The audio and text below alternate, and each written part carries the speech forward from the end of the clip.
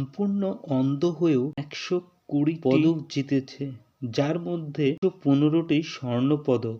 কাঞ্চনমালা পান্ডে, যিনি সম্পূর্ণ অন্ধ, তিনি তার সাহস, সংগ্রাম এবং অদম্য ইচ্ছা শক্তি দিয়ে দেশের জন্য অনেক পদক জিতিয়ে তিনি প্রমাণ করেছেন যে একজন ব্যক্তি সাহসের মধ্যেই রয়েছে আসল আলো।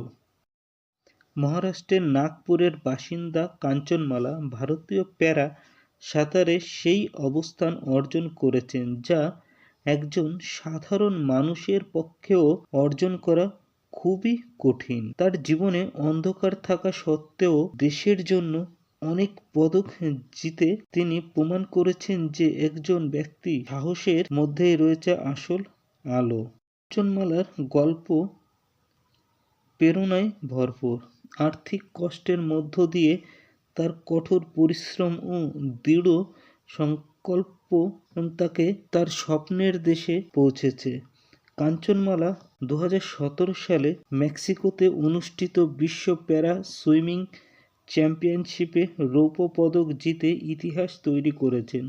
তিনিই প্রথম ভারতীয় প্যারা সুইমিং চ্যাম্পিয়নশিপ পদক জিতেছেন।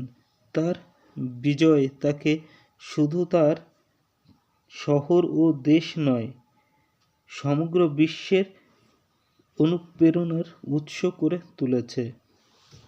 ভিডিওটি ভালো লাগলে চ্যানেলটি সাবস্ক্রাইব করবেন এবং লাইক ও শেয়ার করবেন।